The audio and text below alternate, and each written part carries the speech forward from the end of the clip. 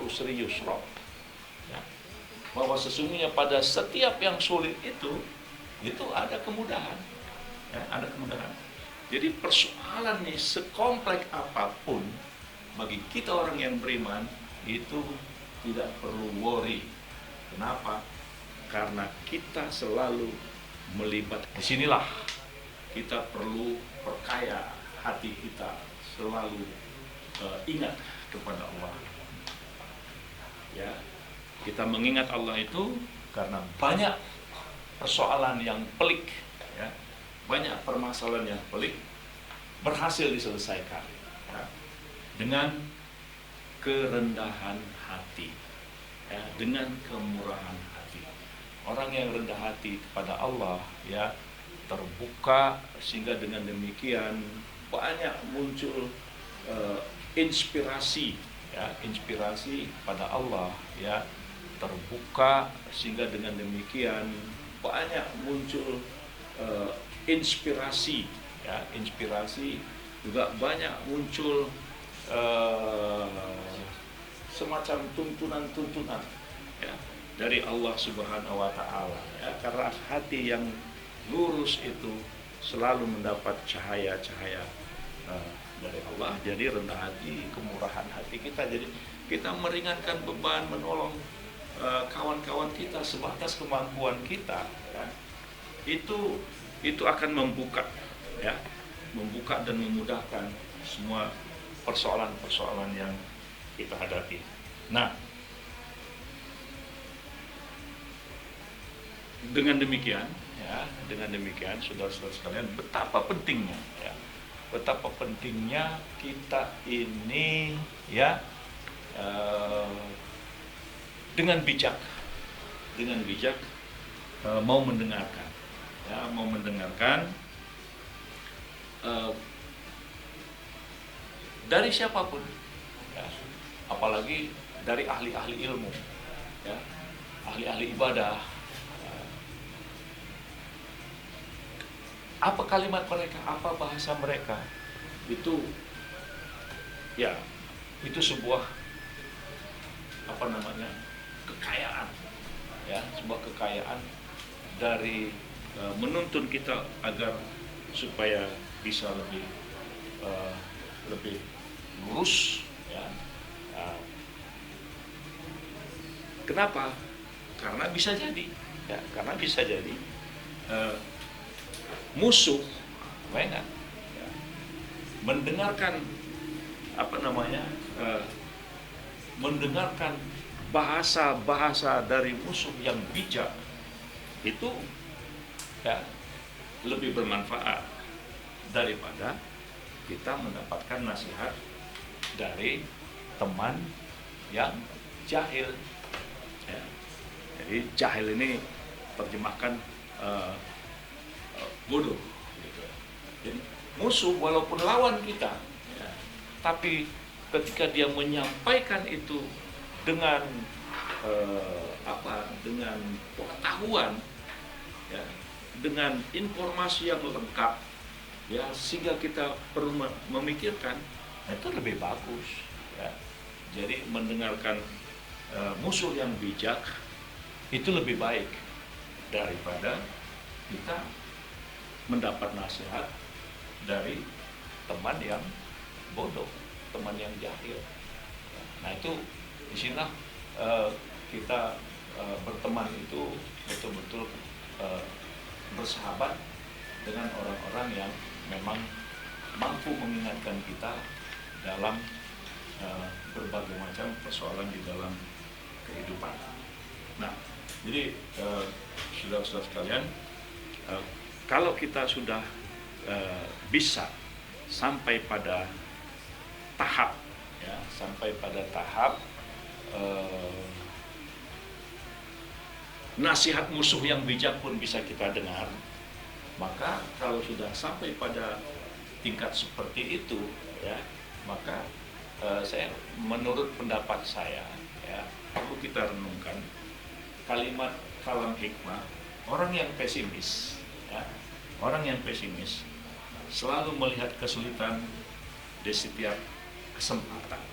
Ya, jadi saudara-saudara, pesimis itu mengunci, ya, mengunci kreativitas, mengunci inovasi, mengunci gagasan-gagasan baru, mengunci pintu-pintu peluang, kan?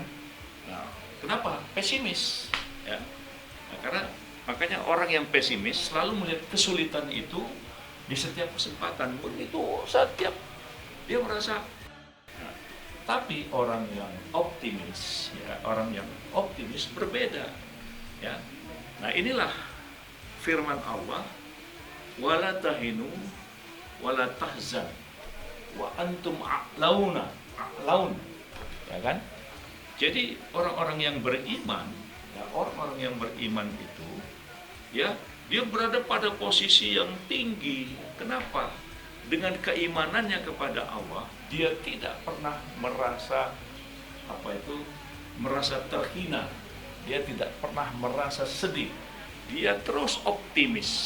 Ya, dia terus optimis. Jadi orang yang optimis selalu melihat kesempatan itu, ya, dalam setiap kesulitan. Nah, inilah fa'inna ma'al usri yusra.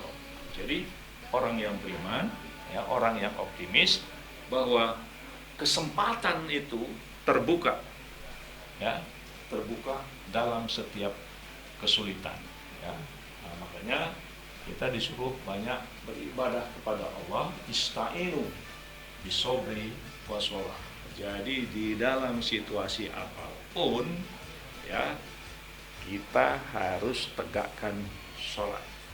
Sholat sesuai dengan apa persoalan yang kita hadapi. Karena sholat itu adalah jalan, ya, jalan untuk kita bisa dekat kepada Allah. Nah, jadi saudara-saudara sekalian, kita harus mengobati diri kita sendiri, ya, dengan apa? Dengan optimisme, ya. Jadi kesulitan yang sedang dihadapi oleh Allah, ista'inu bisobri washolah.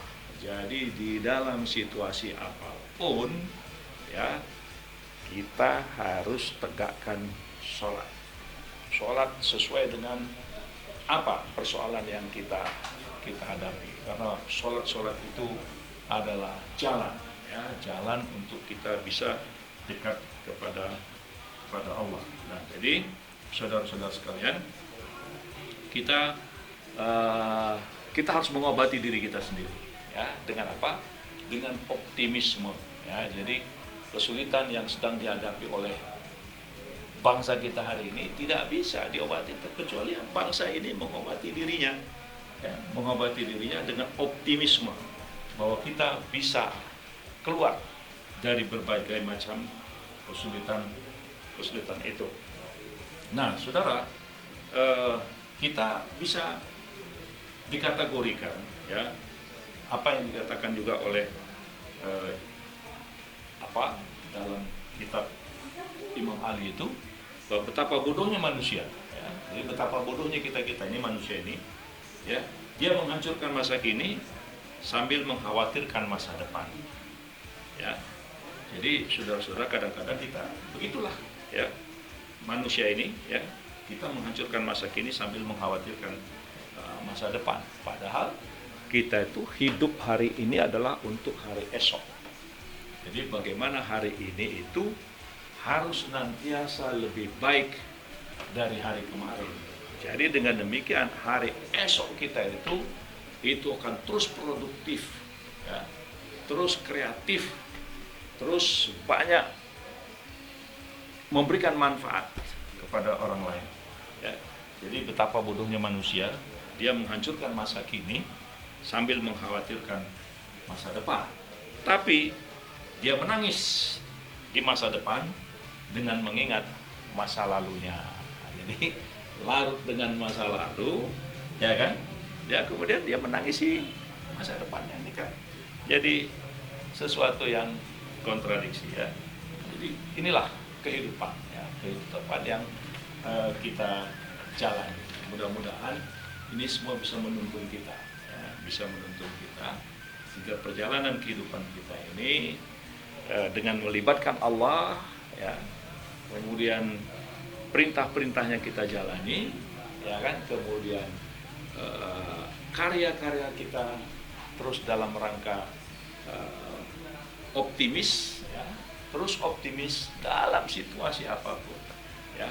Kita harus yakin, ya, Allah tidak pernah menyia-nyiakan, ya, peluang yang Dia ciptakan, dan bagaimana kita memanfaatkan peluang yang diberikan oleh Allah. Jadi kesulitan apapun dalam hidup ini, ya, jika kita kembalikan kepada Allah, insya Allah itu akan menjadi mudah, ya, yakinlah, ya, akan menjadi mudah, dan kemudian tidak ada kesulitan, ya, tanpa pemecahan, ya, tidak ada kesulitan tanpa pemecahan, ya. Kalau dengan melibatkan Allah, maka semua kesulitan itu dapat teratasi, ya. Contohnya udah banyak, saudara, banyak banget contoh dalam kehidupan ini yang sudah ditampilkan oleh Allah di dalam kisah-kisah di dalam Al-Quran yang dilalui oleh para nabi, ya. Dan kita juga sebenarnya banyak sekali Allah memberikan pertolongan-pertolongan, tetapi kadang-kadang kita tidak merasakan itu sebagai sebuah pertolongan. Nah, apalagi di dalam kita menilai orang, ya, di dalam menilai orang itu, ya, seringkali kita menilai orang itu dengan apa?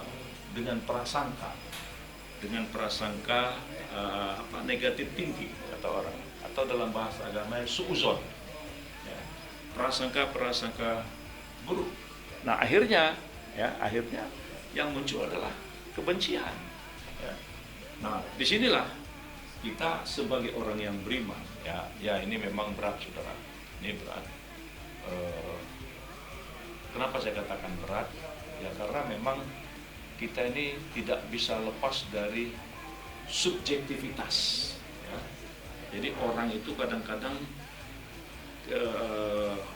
begitu kita lihat kelemahannya, seakan-akan sampai kapanpun kelemahannya itu terus menjadi catatan kita, sehingga dia seperti dosa yang tak termaafkan, dosa yang tak terampunkan, ya. Jadi begitu disebut namanya, kita langsung merasa dia udah deh, Kak.